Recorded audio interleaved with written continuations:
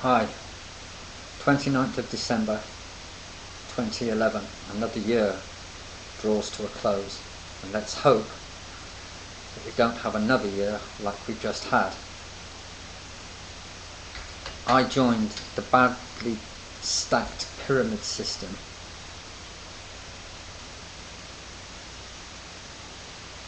a copy of my indentures signed the 1st of April 1975 between me and David Nicholson, £2.50 a week, and apparently he was going to supply me with meat and drink. It's written in Old English, far too hard to understand, but apparently slavery had been abolished 200 years previous. Let's move forward 10 years to 1985, when I was travelling head lad at Peter Easterby's and all of a sudden up and left. Let's discuss the death of the exclusive native filly that was owned by Sheikh Mohammed. Her only crime was she was too small, too slow, and too expensive, too small to breed from. But the main crux of the ending of her life was she was very, very expensive. Let's discuss why she was taken out of the main yard, and let's discuss the insurance job that was committed on her. I left and I flew to America in absolute rage. I soon realised that I had the knack of being in the right place at the wrong time, as it's going to turn out for lots of people. In 2001, September the 7th, 2001, I found myself in Meares in Crete on holiday with a young girl called Emma Jane Smith of Tim Edlington and Julie Camacho fame. She took this photograph.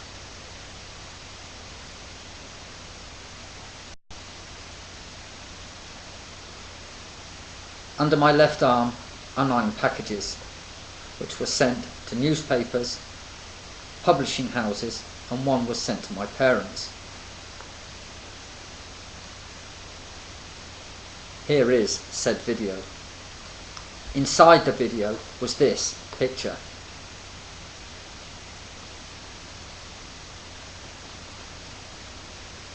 Twin Towers. How they've ever got away with only calling it Twin Towers, God only knows, because actually 3 towers imploded on that particular day.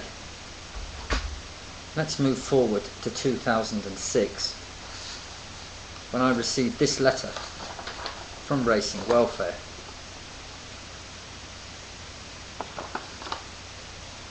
Politely says, "Dear Mr. Pearson, thank you for your letter dated 23rd of January. I hope you will receive a cheque for your expenses in visiting us." Date of this was 8th of February 2006. I continue. "I do understand your views, and of course your experience lends them a credibility that my own opinions lack. Those are the opinions of Head of Racing Welfare, 1 Brigadier Cedric Burton, OBE, Chief Executive." I continue. "Of course money is the necessary medium to facilitate the exchange of goods and services, but where the distribution is disproportionate, there is usually hardship for some, and frequently corruption. Wherever there is money, there is corruption. We seek to work for the elimination of both in racing." You haven't done a very good job, have you? Next paragraph. "I have outlined your story to Bruff Scott," ooh, famous, "as you know, is editorial director of the Racing Post and a champion of a fairer deal for stable staff." Another one that's failed miserably. "The last job I was in, I was actually asked to pay for my own stable pass, but that's for another story." I'll continue with his letter. "He would like to try to arrange a meeting between you and David Ashworth of the Post, if you are willing. Please let me know your thoughts on this." I accepted their invitation, and that's basically as far as it went. Probably the best pound for pound stable lad the country has to offer. Was never afforded recognition, I don't think, and was never put forward for stable lad of the year. You have to be a coke addict. Never put forward as stable lad of the year. It seems that you have to be a cocaine addict and rather a lunatic, as last year's winner shows. Much has happened in my life. I've travelled far and wide, and apart from Africa, I don't think there's a continent where I actually haven't sat on a racehorse. Usually the best, trained by the best, and amongst the best. I think it's time to tell my story from 1975 to present day, in particular the last 12 months that I have lived, what I have lived through. I'm not very eloquent, sorry. What I have lived through in the 12 months at 7 Beaverbrook Road, Newmarket at Suffolk. I have had a dog kicked to death in my back garden, my house has been set on fire, and I have regularly been tormented by local alcoholics and drug addicts.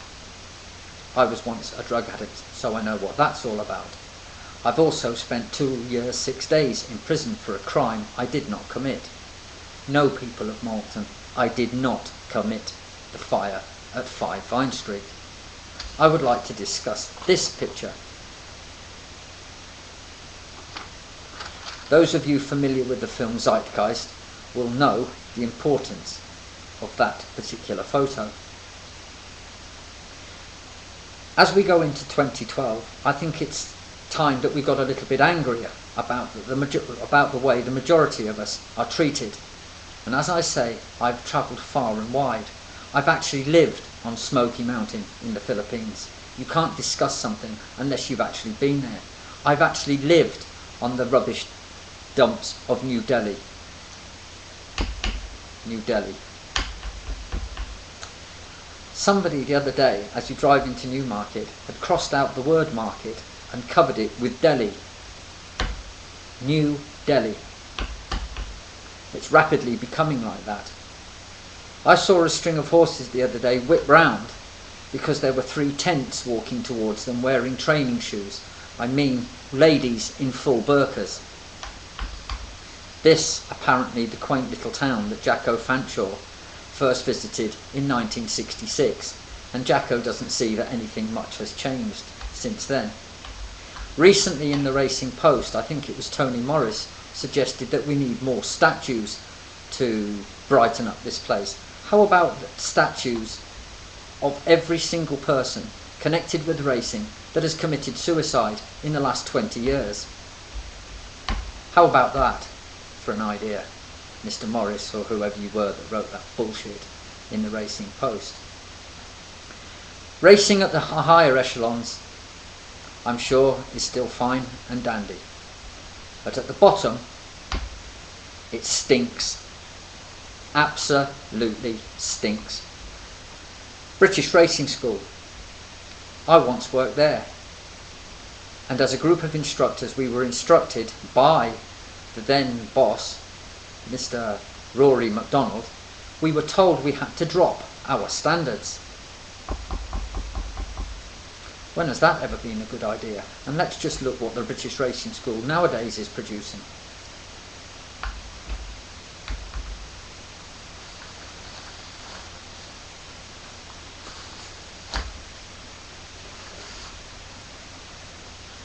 Another letter from Racing Welfare,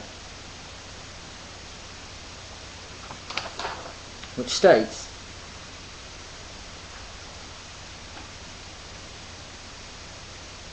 please keep in touch with us and perhaps together we can achieve more progress against our shared objectives, and for you the personal satisfaction of having contributed to positive change.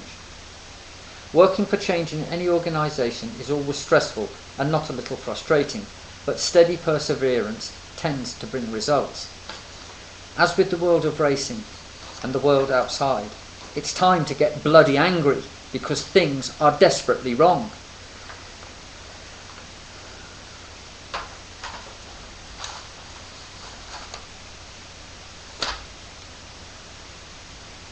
back of that letter, Mr. Burton asked why I left so abruptly. And I left abruptly from one of our meetings with him and a few other people, Racing Security being one of them. Mr. Burton lost his temper with me and shouted and screamed, "Bloody hell, Pearson, don't you understand? Money makes the world go round." Oh really? Oh really, Mr. Burton? Why did Racing Welfare send money to me while I was in China? Why did Racing Welfare send money to me in Hong Kong? Why did Racing Welfare do nothing about the evidence that I showed them of mass corruption in racing? You heard the words. I'll repeat them. Your views and of course your experience lends them a credibility that my own opinions lack, and that was signed by the head of Racing Welfare. Also on this letter there are such celebrity names, celebrities: Mike Cattermole, Her Royal Highness the Princess Royal. Let's discuss the treatment that the Princess Royal's father got. I'm sure it was far better than my mother recently got in the West Suffolk Bury St Edmunds. Let's discuss openly and honestly the education system. Let's discuss openly and honestly the police involvement in my life in the past 12 months. Let's discuss openly and honestly these people's involvement in my life in the past 12 months. Let's discuss openly and honestly the scales of justice that we supposedly live in. We do not live in a fucking democracy, yet we peddle it far and wide. Nor does anybody in America live in a fucking democracy, yet they peddle it far and wide. Why is it illegal to carry a knife, yet make millions of dollars out of cluster bombs? Anybody working in a cluster bomb industry should be put in a room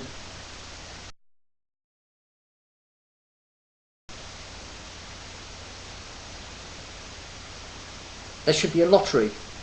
Anybody that works in a cluster bomb factory, they should draw lots and 100 of them be put into a room and allow a cluster bomb to go off, just so they know the wonders of the instruments that they make, the thing that they make money out of. As you can see, I am not very eloquent, but I have lots of views. Remember, 2001, 7th of September, this was sent. This picture was taken.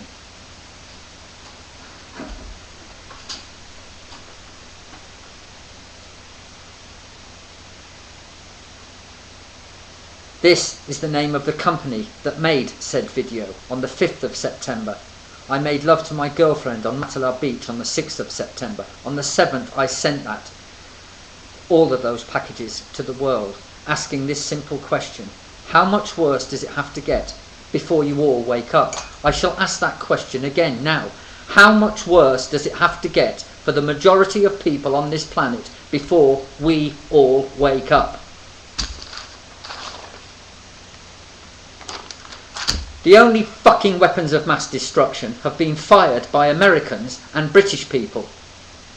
It's become blatantly obvious to me that anybody wearing a white shirt and a coloured tie is in a gang that perversely shit on the majority of us from a great height.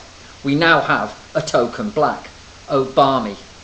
Now let's discuss everything that I have discussed openly and honestly. Let's make 2012 the year of us all telling the truth. Let's get the scales of justice evenly balanced.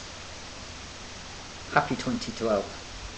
I can be contacted on 07999592631 UK. Bye bye and good luck to you all.